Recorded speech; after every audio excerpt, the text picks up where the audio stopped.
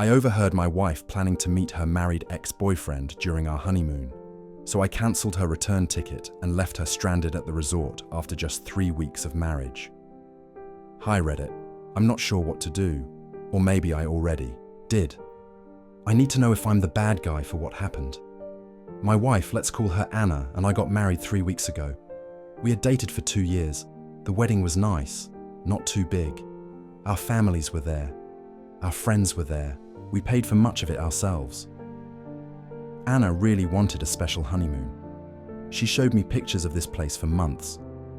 It had blue water and white sandy huts over the water. It cost a lot of money. I wanted to make her happy, so I booked it for 10 days, her dream trip. We flew there 2 days ago. It was a long flight. When we arrived at the hotel, it looked just like the pictures, very beautiful. Anna was so happy. She took many photos and said, "This is perfect, thank you." I was glad because she was happy. Yesterday was our first full day there. We had breakfast, walked on the beach, and went swimming. In the afternoon, I started getting a headache, probably from the long flight and the sun. I told Anna I needed to find some pain medicine and get more bottled water.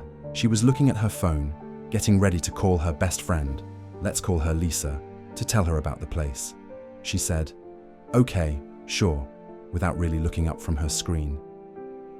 Our hut was one of those over-the-water types.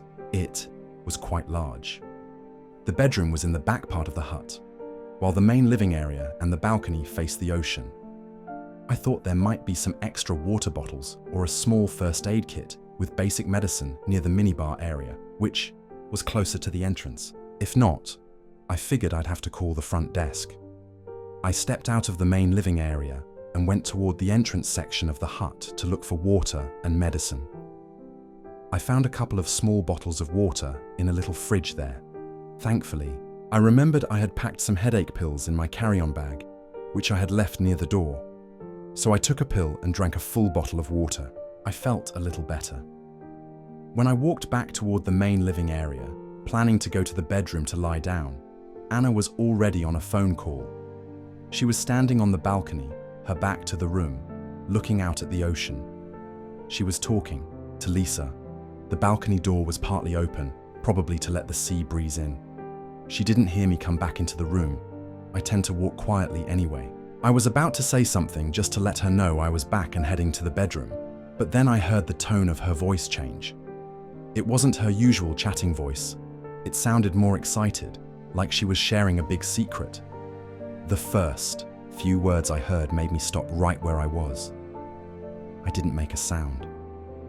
I heard her say, "Oh my God, Lisa, I can't wait. It's all working out perfectly." Lisa must have asked what she meant, because Anna then said, "Noah." Hearing that, I perked up. Noah is her high school boyfriend. I knew they were friends on social media, but I didn't think they talked much. Anna had told me a long time ago that he was married. She kept talking, her voice full of energy. He said he can get away for a few days. Noah was going to try to meet her in a city near our honeymoon location, but not on the island itself, when we leave here. Or maybe she'd go to a different city farther away for a bit on the way back. She told him she could make it work. Then she giggled, a kind of sneaky giggle. I've been talking to him for like 6 months now. Can you believe it? He's so unhappy with his wife. He said I'm the only one who understands him. 6 months. That meant she was talking to him before our wedding, while we were planning our future, while I was working to pay for this honeymoon she wanted so badly. I heard her say, "Yeah, my name has no idea. He's so predictable. He'll just want to go straight home." "I'll say I want to visit my cousin in the city," she mentioned as a possible Noah meeting spot for a few days before heading back. "He won't care. He'll be fine with it." She told Lisa how Noah still made her feel things, how they had so much history, how he was her first love. You never forget your first love. She said she deserved to be happy, and Noah made her feel a spark she hadn't felt in ages. She was gushing about him, about meeting him. It sounded like this plan to meet Noah was more important more exciting to her than our actual honeymoon. I didn't move. I just stood there in the living area, listening. My headache was completely gone, replaced by a cold feeling in my chest. I couldn't believe what I was hearing. This was our honeymoon, a place she said was her dream, and all along she was planning to meet another man. After she finished her call, she came back into the living room from the balcony. She was smiling, looking very pleased. She saw me and said, "Oh, you're back. Feeling any better?" I just looked at her. I didn't say anything for a moment. She asked, "Are you okay? You look pale." I said, "My headache is gone." She went to take a shower. While she was in the bathroom with the water running, I thought very hard. I replayed her words in my head. 6 months. He has no idea. Deserved to be happy. The lies. The planning. When she came out of the shower, she was humming a little tune. She seemed very happy and relaxed. I stood up from the chair I had sunk into and walked toward our suitcases in the bedroom area. She said, "What are you doing?" I said, "I'm packing my things." She laughed, a confused sound. "Packing? For what? We just got here. Are you planning a surprise?" I said, "I'm going home." Her face changed. The smile disappeared. "What are you talking about? Are you sick? Did something happen?" I said, "No, I'm not sick." I opened my suitcase and started putting my clothes into it. She began to look worried, a bit annoyed. "Hey, stop this. This isn't funny. What's wrong with you?" I said, "I heard your call with Lisa." Her eyes went wide. She stopped moving. She didn't say anything for a long moment. Then she asked, "What did you hear?" I said, "Everything." She immediately started to deny it. No, you misunderstood. Noah is just an old friend. Lisa and I were just joking around." "Girl talk," I said. "You said he was unhappy with his wife. You said he made you feel a spark. You said I had no idea because I was predictable. You had a plan to lie to me." She started to get angry. Then her face flushed red. "You were eavesdropping on my private conversation. That's a complete violation of my privacy. How dare you?" I said. "You were planning to cheat on me during our honeymoon. You married me under false pretenses. This marriage is over." She started screaming, really screaming, calling me names, saying I was crazy, insecure, controlling, and ruining everything. Her dream trip. I finished packing my bag. I made sure I had my passport, wallet, and phone. She stood in front of the door to the hut, blocking my way. "You are not leaving me here. You can't do this." I said, "Watch me." I moved her aside. She tried to grab my arm, her fingers digging in. I pulled my arm back and walked out of the hut. I went straight to the front desk of the resort. I told the person there that I needed to check out. They looked very surprised and asked if there was a problem. I said, "Yes, a big one. I paid for the one night we had stayed. I had paid for the whole 10-day stay in advance using my credit card. I knew I would likely not get any of that money back. At that moment, I didn't care about the money. I asked them to arrange a boat to take me to the main island where the airport was located. While waiting for the boat to arrive, I did 2 very specific things. First, I called the airline and explained I needed to change my flight to go home immediately. I got a flight leaving that same night. Her return ticket had been booked as part of my booking with my frequent flyer miles and my credit card for the taxes. I cancelled her return ticket. It was a ticket I had arranged and paid for. Second, I called her parents. Her mother answered the phone. I told her very calmly and clearly what had happened. I said, "Anna and I are on our honeymoon. I just found out she has been planning to meet her married high school sweetheart, Noah.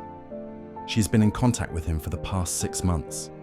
She had a detailed plan to meet him after this trip, or possibly even extend her trip to see him by lying to me.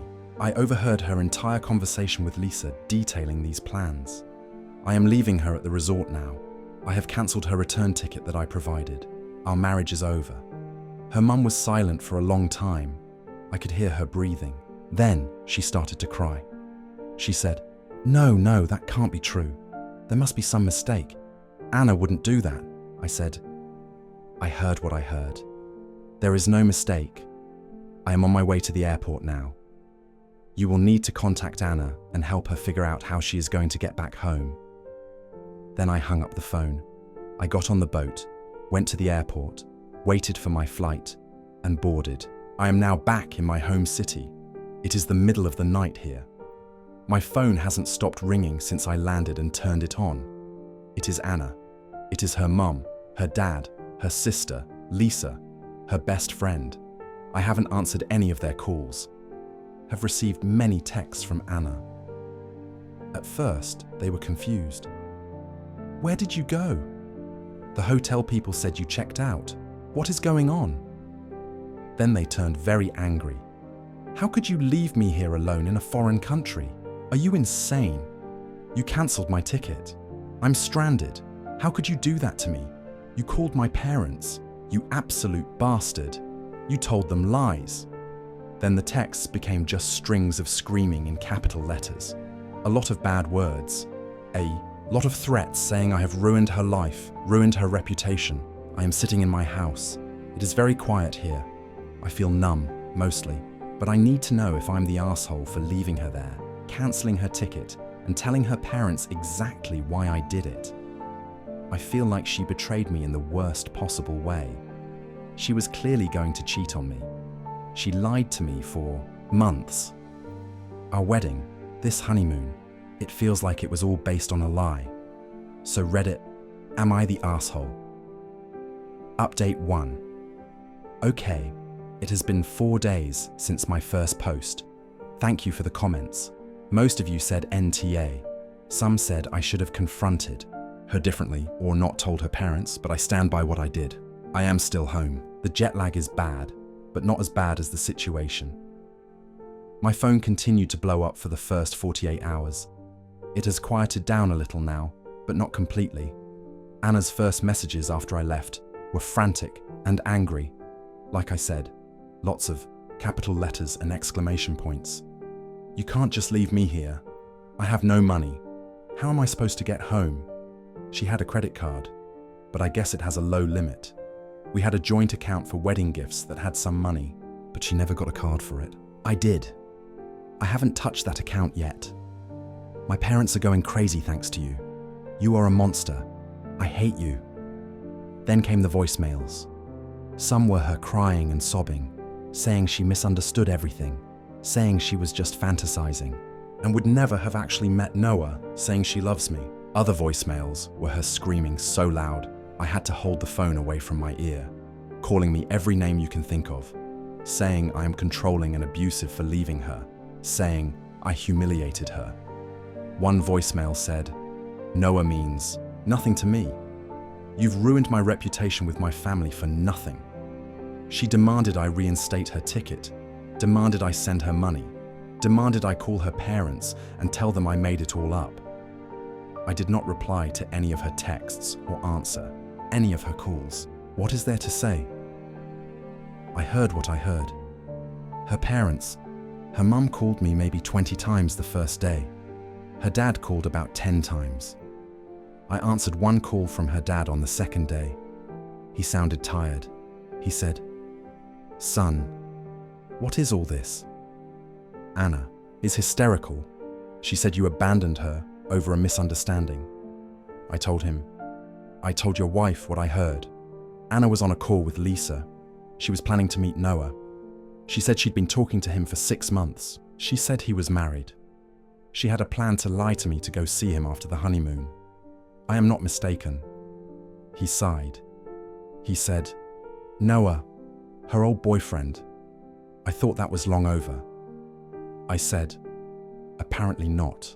He asked me if I was sure. I said I was 100% sure. I told him a few more direct quotes I remembered from her call. Things like her saying Noah made her feel a spark and that she deserved to be happy. He was quiet for a bit, then said, cancelling her ticket and leaving. Her there, that was harsh. I said, finding out your wife of 3 weeks is planning to open her legs to another man on your honeymoon is harsh. Finding out she's been talking to him for the 6 months leading up to our wedding is harsh. He didn't have much to say to that. He said they were trying to figure out how to get her a flight home. He sounded embarrassed. He didn't yell at me, he just sounded sad. Her mum sent me a few angry texts. You should have spoken to us first, and you have shamed our family.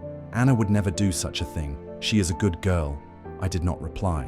To those, Lisa, her BFF, sent me a few messages on social media. You need to call Anna. You guys need to talk this out. Then she made a mistake. Okay, but leaving her like that seriously messed up. And finally, you're an ass. She's heartbroken. I hope you're happy. I blocked Lisa. If she knew about this plan, she is not my friend. Anna's tone on the call made it sound like Lisa knew everything. My actions since returning. 1. I spoke to a lawyer first thing Monday morning. He said I have grounds for an annulment or a divorce based on fraud. He asked if I wanted to try and reconcile. I said, no, absolutely not. He started preparing the paperwork. 2. I changed the locks on my house. Anna has a key, or had a key. She never officially moved in all her stuff. She still had her old apartment, but was supposed to give it up next month. We were going to move her things properly after the honeymoon. Now she will not be moving in here. 3. I went to our bank. I have a separate account, and we had that small joint account for wedding gift money. There was about $3,000 in it. I moved half of it, $1,500, into my separate account. I left her half there. I documented this. I also closed a joint credit card we got for honeymoon expenses that we had barely used. My lawyer said this was fine. 4. I started gathering any evidence. I don't have a recording of the call, obviously, but I wrote down everything I heard immediately after. My lawyer said my testimony might work.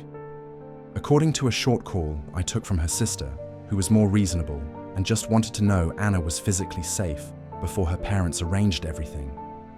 Anna is still at the resort. Her parents had to book her a new flight. It is apparently very expensive to get a last-minute flight from that remote location.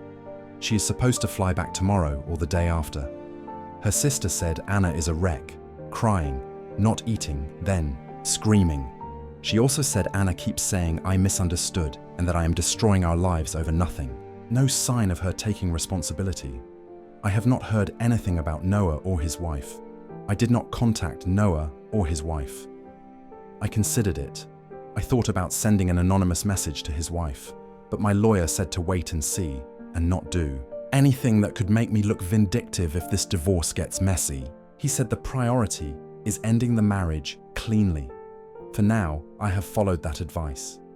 The information about Noah is mainly for my justification for ending the marriage. I still feel mostly numb. Sometimes I feel angry. Sometimes I feel a bit stupid for not seeing anything. But there were no signs. She seemed happy, excited for the wedding, for our life, or so I thought. My phone is quieter now. I blocked Anna's number after a few too many screaming voicemails. Her parents have my number and her sister's. I will talk to them for logistics about Anna's things, but that's it. I'm just waiting for the divorce, papers to be ready to be served. I do not think I am the asshole. I think I reacted to a huge betrayal. Thanks for listening, Reddit. I will update again if there are big changes. Update 2. Hello again. It has been a couple of weeks since my last update. A lot has happened. Anna is back in the country, the divorce papers were served, and we had a confrontation. It was not good. Anna got back about 5 days after my last update. Her parents paid for her new flight. I heard from her sister that the journey was difficult. Multiple stops, long layovers. Her sister said Anna arrived exhausted and very emotional. Her parents picked her up from the airport. For a few days, it was quiet. I guess she was recovering at her parents' house. My lawyer sent the divorce papers to her parents' address by process server. He advised this was the best way to ensure. She received them formally. She was served 3 days ago. But yesterday morning, my doorbell rang repeatedly. I looked through the peephole. It was Anna and her mother. I wasn't surprised. I opened the door. Before I could say anything, Anna started shouting, "How could you do this to me? How could you destroy our marriage? How could you humiliate me like this?" Her voice was shaking. She tried to push past me into the house, but I blocked the doorway. I said, "Anna, there is nothing to discuss. You were served the papers. Our marriage is over." Her mother said, "Can we please just come in and talk about this calmly? This is not how things should be handled." I said, "No, there will be no calm discussion about her plans to cheat on me. I am not interested in talking. I am only interested in finalizing the divorce." Anna started to cry. "Then I didn't do anything. You twisted everything. Noah is just a friend. I was just excited to see an old friend. You are so jealous and insecure," I said. "You told Lisa you had been talking to him for 6 months. You said he was unhappy with his wife. You said he gave you a spark. You had a plan to lie to me to go see him. Those are not the actions of just a friend." She screamed, "You're a liar! You're making things up to make me look bad." Then she lunged at me. She tried to slap my face. I stepped back, and she stumbled past me into my hallway. Her mother gasped. I said firmly, "Anna, if you touch me, I will call the police." She turned around. "You ruined my life, my dream honeymoon, my reputation. My parents are ashamed of me because of your lies." Her mother stepped in, saying, "Anna, calm down. Let's not make this worse." She tried to put her arm around Anna, but Anna pushed her away. "No, he needs to hear this. He is a cruel, evil man," Anna yelled. She then picked up a small vase from a hallway table and threw it on the floor. It shattered. "That's it," I said. I took out my phone. "I'm calling the police." As soon as I said police, Anna's demeanor changed a bit. The fight went out of her, replaced by a sort of panic. Her mother said, "No, please don't. We will leave." She grabbed Anna's arm. Anna was still muttering things like, "He'll pay for this, and I did nothing wrong." Her mother pulled her out the door. Before she left, her mother looked at me and said, "She is very upset. She is not herself. This whole thing, it's a terrible shock." I just looked at her and said, "She made her choices." They left, and I closed the door. I took a deep breath. My hands were shaking a little from the adrenaline. I didn't call the police then, as they left, but I took pictures of the broken vase. I wrote down exactly what happened, when it happened, and what was said. My lawyer told me to document everything. About an hour later, Anna's father called me. He apologized for Anna's behavior and for the broken vase. He said Anna was extremely distraught and not thinking clearly. He said they were trying to get her help. He also said Anna refuses to sign the divorce papers. She is saying she will fight it. She claims I have no grounds. I told him, "I have grounds. Your daughter committed fraud by marrying me while having an emotional affair and planning a physical one." He sighed heavily. He did not argue with me. He just said, "This is a mess, a terrible mess. About Noah and his wife, here is a small update on that front." My lawyer had initially advised against contacting Noah's wife. However, after Anna was served and it became clear she was going to fight the divorce and deny everything, my lawyer said it might be strategically useful if Noah's wife knew. Anna's affair partner could be deposed if needed, and his wife's knowledge might corroborate the situation if Noah confessed to her. He said sending an anonymous letter with the basic facts, Anna's name, Noah's name, the 6-month communication, and the plan to meet, to Noah's wife would not be illegal, though it could be seen as aggressive. I thought about it. Anna's complete lack of remorse and her attack on me pushed me over the edge. I wanted the truth out, so I did it. I typed a short, anonymous letter. I included some of the specific phrases Anna used about Noah that I overheard, ones that only someone who heard the call or was told by Anna or Noah would know. I mailed it to Noah's wife. I found her address through some public record searches. It was easy to find. I do not know what will happen with that. It has only been a few days since I sent it. I do not expect to hear anything directly, but if it blows up, Anna's plans with Noah for good, then that is a consequence of her actions. My lawyer said this could also backfire if Anna uses it to paint me as vengeful. I accepted that risk. My priority is the divorce, and if Noah confirms the affair to his wife and she then tells someone, or it comes out in their own potential divorce, it could help my case if Anna continues to lie. I'm trying to get back to normal. Work and seeing my friends, the few I have told, are very supportive. I am not sleeping well. Every time the phone rings, I expect more drama. My lawyer said her not signing the papers just means it will take longer. It will go to a default judgment eventually if she doesn't respond, or we will have to go to court if she contests it with a lawyer. He said to prepare for her to try and make things difficult. Given her behavior yesterday, I believe him. She is not the person I thought. I'm married, not even close. The entitlement is stunning.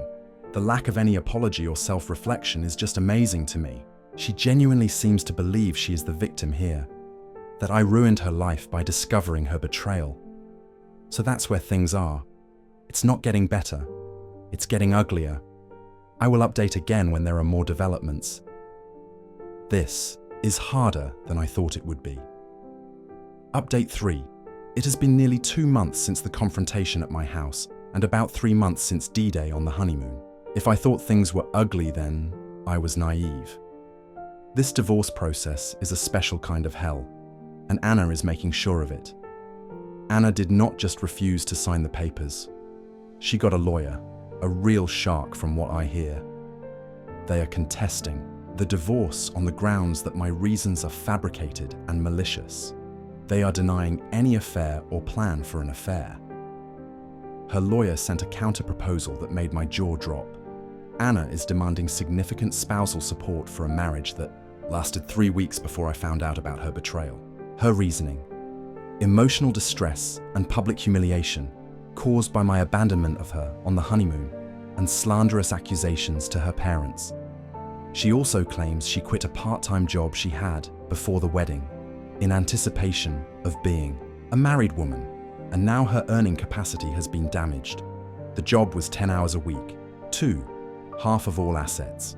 This includes half the value of my house, which I owned for 5 years before we even met, half of my savings, again mostly premarital, and half of the wedding gifts, even the ones from my family.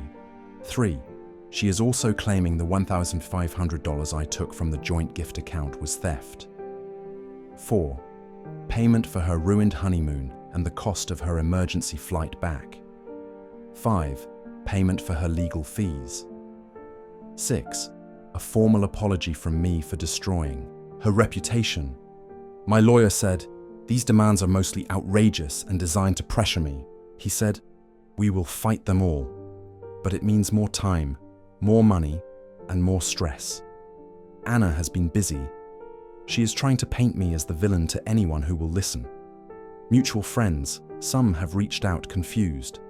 Apparently, Anna told them I had a sudden mental breakdown on the honeymoon, became paranoid and controlling, and abandoned her by cancelling her ticket. She said I made up the story about Noah to justify my abusive behaviour. Some friends believe her, or at least are staying neutral in a way that feels like they believe her. Others know me better and are on my side, but it has still caused rifts. Social media. She has not named me directly, but she has made many vague posts about surviving betrayal, escaping a toxic marriage, being abandoned by someone you trusted, and lies being spread by a cruel person. Her friends, including Lisa, comment with supportive messages, calling her strong and brave. It makes me sick. Her family, her parents are a mixed bag. Her dad seems to understand the truth but is caught in the middle. He called me once, very stressed, and asked if there was any way to make this go away quietly. I told him she needs to admit the truth and sign the divorce papers without these ridiculous demands. He said she refuses. Her mum, from what I hear, is fully on Anna's side, believing I am the bad guy who tricked her innocent daughter. Her sister still talks to me occasionally, mostly to express frustration with Anna's dramatics and refusal to face reality. She said Anna has emotional breakdowns daily, which usually involves screaming, crying, and blaming everyone but herself. The direct harassment has not stopped. It just changed. Blocked calls. I still get calls from no caller ID that I don't answer. I assume it's her. I drop the divorce and try to fix what I broke. My lawyer has a work incident. 2 weeks ago, she showed up at my workplace. I work in a fairly large office building. She got past the front desk by saying she was Mrs., my last name, and was dropping off lunch for me. She came to my department and started shouting my name, demanding to talk to me. My manager and security had to escort her out. She was screaming that I was trying to ruin her and that I was a liar. It was humiliating. My HR department got involved. My lawyer sent a cease and desist letter to her lawyer about contacting me at work. Physical incident. Last week, I was putting my trash cans out on the curb in the evening. A car slowed down. It was her. She rolled down the window and started screaming obscenities at me. Then she threw a milkshake out the window at me. It mostly hit my arm and the wall of my house. Then she sped off. I got the license plate. It was her car. I called the police that time. They took a report. I cleaned up the milkshake. It was just another reminder of how unstable she is acting. My lawyer is using this for a possible restraining order application. I heard through Anna's sister that my anonymous letter to Noah's wife definitely arrived. Apparently, Noah's wife confronted him. He denied it at first, then trickled out some truths, maybe all of it. The sister said Noah and his wife are having serious problems. She also said Anna called Noah crying after his wife found out, and Noah apparently told Anna to leave him alone, and that she, Anna, had caused enough trouble. So Anna's grand plan to run off with her married high school sweetheart is completely destroyed. According to her sister, Anna is furious about this. She blames me for ruining Noah's marriage and interfering in her personal life. The lack of self-awareness is astounding. She sees no connection between her actions and these consequences. It is always someone else's fault, specifically my fault. My lawyer is now pushing for a court date. He said mediation is unlikely to work with someone this unreasonable and combative. We are preparing our financial disclosures and our arguments against her demands. He is confident about the spousal support given the short marriage and her actions, but said dividing assets can always be tricky, even with clear premarital contributions. He thinks her increasingly erratic behavior, the work incident, the milkshake attack, will actually help my case by showing her instability and lack of credibility. We are documenting every single incident. I am tired. This is exhausting. There are no good days, just days where it is slightly less awful. I just want this to be over. I want her out of my life. I have accepted there is no easy way out. I changed my phone number. Only family and close friends have the new one. I am considering moving once the divorce is final. I just want peace. This is my life now, dealing with the fallout of marrying someone who was apparently a complete stranger with a secret life. I don't know when the next update will be, probably when there is a major court development or, knowing Anna, another crazy incident. Thanks for reading. It helps to write it all down, even if it's just to show I am not the crazy one here.